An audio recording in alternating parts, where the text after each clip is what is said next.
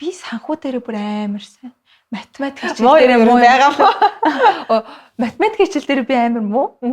Одоо энэс хинээс чичгүй би хэлж чадна. Би математик хичээл дээр амар муу. Гэтээ би мөнгө гэдэг зүйлийг харангуйтай шууд ингээд бүр хамаг толгой ингээд ажиллаж эхэлдэг байхгүй. Нөгөө багаас ингээд мөнгөтэй ингээд харьцсан. Цалин гэдэг зүйлийг ойлгоод эхэлсэн. Гэтээ ингээд үеийнхнээгээ харахаар ээж аавынхаа мөнгийг хитрхи хамаагүй ашигладаг. Миний мөнгө биш юм чинтэй гэл хамаагүй ашиглаад байдаг. Тэр амар буруу. Чи том болоод өөрийнхөө мөнгийг ашигладаг болно. Тэр үед чи санхүүгийн зохицуулалтгүй байвал шууд амьдрал дээр доошоо бууна шүү дээ. Мөнгө гэдэг зүйл чинь бас айгүй чухал. Хэвээ нэр амьдралын 3-1 хүмүүс мөнгө чухал биш гэдэг боловч мөнгө айгүй чухал. Тэгэхээр санхүү дээр амар сайн байх хэрэгтэй. Би нэг сургалтанд сууж исэн юм аа. Санхүүгийн үү? Тийм санхүүгийн тэр үед чинь амар 12 настай шүү. Тэр ангитай хамгийн бага 7 дугаар анги байх. Тэгэл санхүүгийн мэдлэг тэр үед ингээд амар сайн авч ирсэн. Мөнгийг ингэж хадгаламжиндаа хийдэг ингээл. Тэгэл би ингээд хадгаламжиндаа ингээд мөнгө хийгээл байдаг байсан. Ингээд багасаа ээж аав маань нэгээл би цалингаасаа хувь нэмрээ оруулаад хийгээл. Тэгэл 12 дугаар анги болоо. Тэгэл гинт сургуулийн төлбөрүүд гэдэг юм гарч ирд юм байна.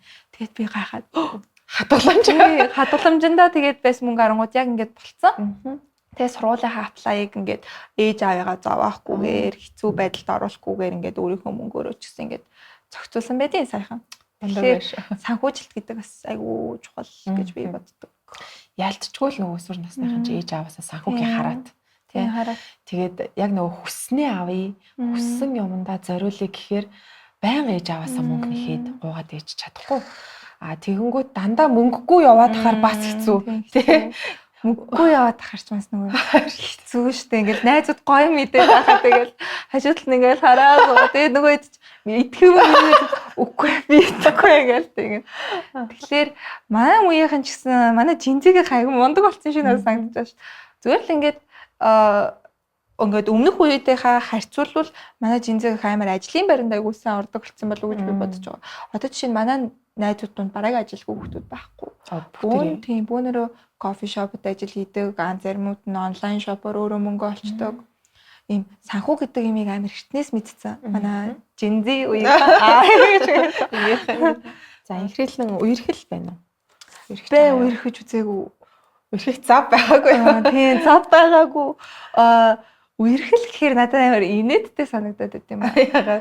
Мэдгүй. Гэтэ ингээд манай найзууд бүгд үерхдэг л дээ.